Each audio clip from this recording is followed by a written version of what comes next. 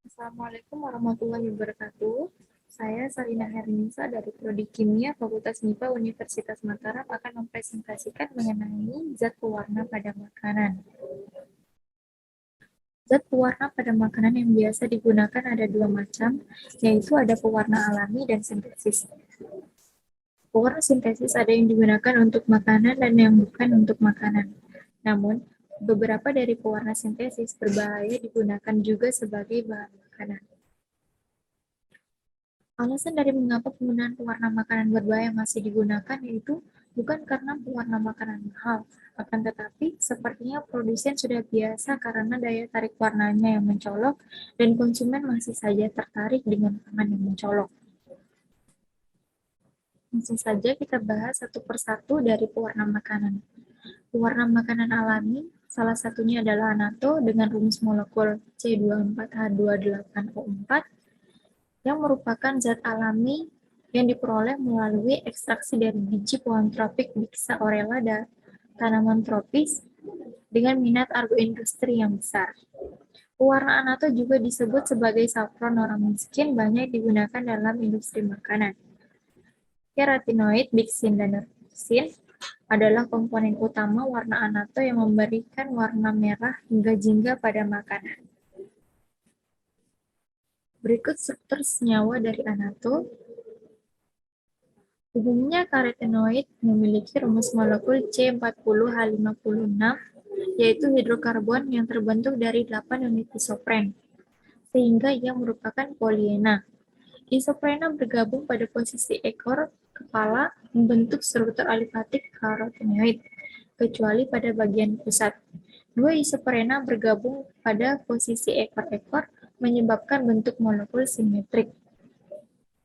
Pada kedua ujung molekul terdapat gugus R yang bisa berupa rantai terbuka atau cincin. Ciri khas yang penting dari struktur molekul karotenoid adalah ikatan rangkap terkonjugasi yang panjang dan terpusat. Ikatan rangkap ini merupakan molekul pemberi warna atau kromofor yang menyerap cahaya.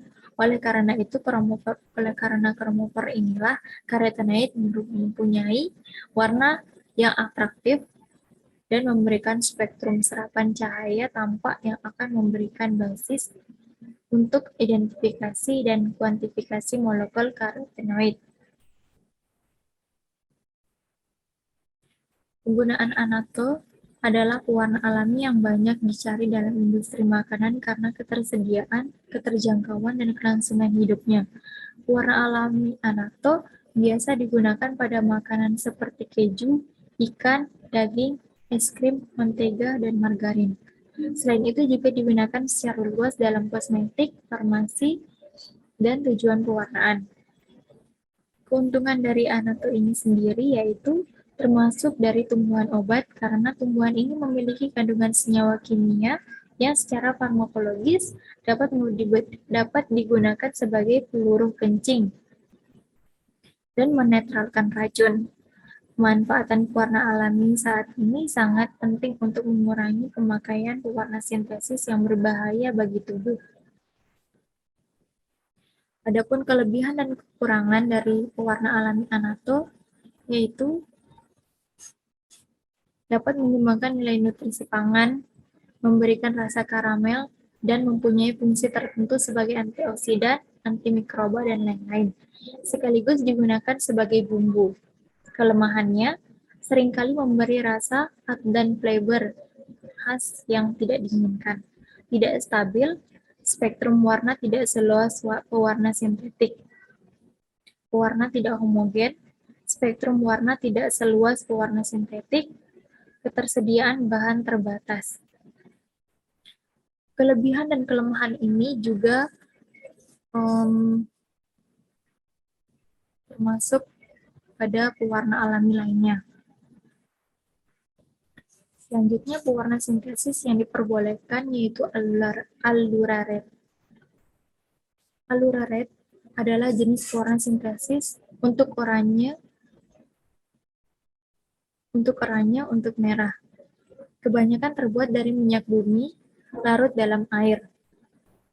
Zat warna sintetik diklarifikasikan menjadi zat warna azo, zat warna trifenilmetana, zat warna santen, dan zat warna indigotin.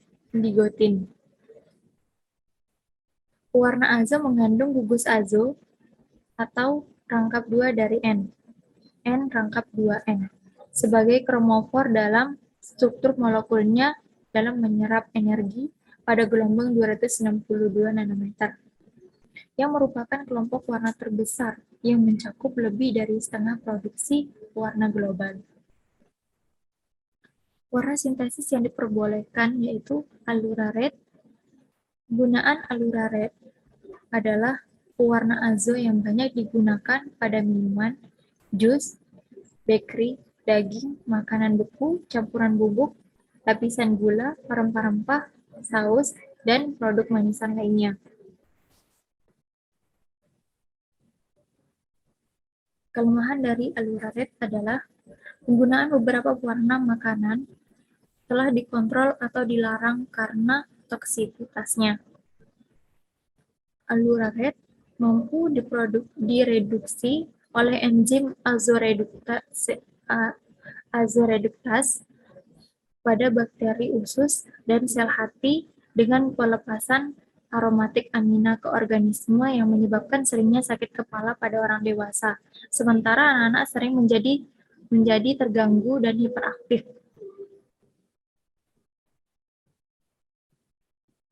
Adapun pewarna sintesis yang dilarang yaitu rodamin B. Salah satunya adalah rodamin B dengan rumus molekul C28H31 CI6 CIN2O3. Dalam dunia perdagangan, seringkali dikenal dengan nama tetraetil rodamin atau rodamin B. Rodamin B adalah zat warna sintesis terbentuk serbuk kristal berwarna hijau atau ungu kemerahan, tidak berbau, dan dalam larutan berwarna merah terang. Zat pewarna berupa kristal-kristal hijau atau serbuk ungu kemerahan sangat larut dalam air dengan warna merah kebiruan sangat berfluoresensi. Rodamin B dapat menghasilkan warna yang menarik dengan hasil warna yang dalam dan sangat berpendar jika dilarutkan dalam air dan etanol. Struktur senyawa dari rodamin B. Adapun kegunaan rodamin B seringkali disalahgunakan untuk pewarna pangan dan pewarna kosmetik, misalnya sirup, lipstik, pemerah pipi, dan lain-lain. Warna ini terbentuk dari dietil minopenol dan patalik anhidria, di mana kedua bahan baku ini sangat toksik bagi manusia. Biasanya pewarna ini digunakan untuk pewarna kertas, wol, dan sutra. Rodamin B juga merupakan zat yang larut dalam alkohol, HCl, dan NaOH selain dalam air. Di dalam laboratorium, zat tersebut digunakan sebagai pereaksi untuk identifikasi Pb, Bi, CO, Au, Mg, dan TH. Dan titik leburnya pada suhu 1650 derajat Celcius. Rodamin B digunakan sebagai reagen dan antimoni bismut, tantalum, dan talium. Rodamin B merupakan zat pewarna tekstil, sering digunakan untuk pewarna kapas, wol, kertas, sutra, jerami, kulit, bambu, dan dari bahan warna dasar yang mempunyai warna terang, sehingga banyak digunakan untuk bahan kertas karbon, ballpoint, minyak atau oli, cat, dan tinta gambar. Adapun kekurangan dari rodamin B ini, yaitu dalam rodamin B sendiri terdapat ikatan dengan klorin, di mana senyawa klorin ini merupakan senyawa anorganik yang reaktif dan juga berbahaya. Reaksi yang mengikat ion klorin disebut sebagai sintesis zat warna. Di sini dapat digunakan reaksi Fieldcraft untuk mensintesis zat warna seperti triarilmetana dan selentana. Ditemukannya bahaya yang sama antara rodamin B dan klorin membuat adanya kesimpulan bahwa atom klorin yang ada pada rodamin B adalah penyebab terjadinya efek toksik bila masuk ke dalam tubuh manusia.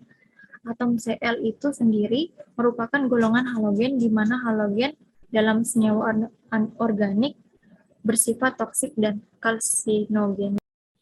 Baik, berikut ini adalah jurnal yang telah menganalisis adanya rodamin B pada lipstik impor yang beredar di Kota Batam secara kromatografi lapis tipis dan spektrofotometri UV vis.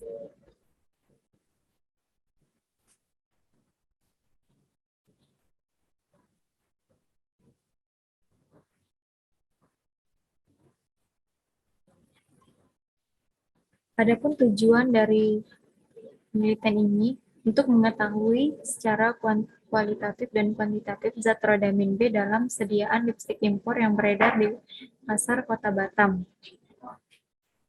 Metode yang digunakan adalah menggunakan kromatografi lapis tipis untuk mengidentifikasi senyawa rodamin B dengan menghitung nilai RF dari fluoresensi bercak di bawah sinar ultraviolet.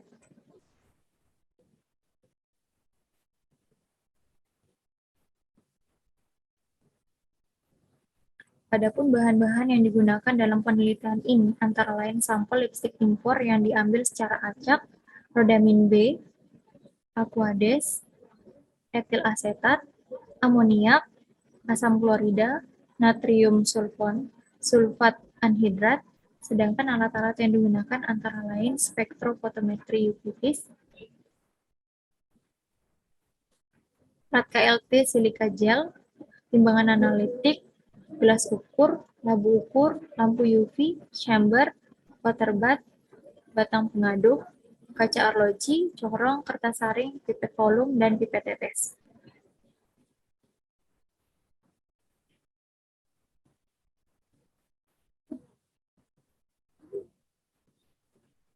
Kesimpulan dari jurnal ini yaitu analisis rodamin B pada 15 merek impor yang beredar di Kota Batam teridentifikasi 2 merek lipstik yang positif, yaitu lipstik 1 dan lipstik L.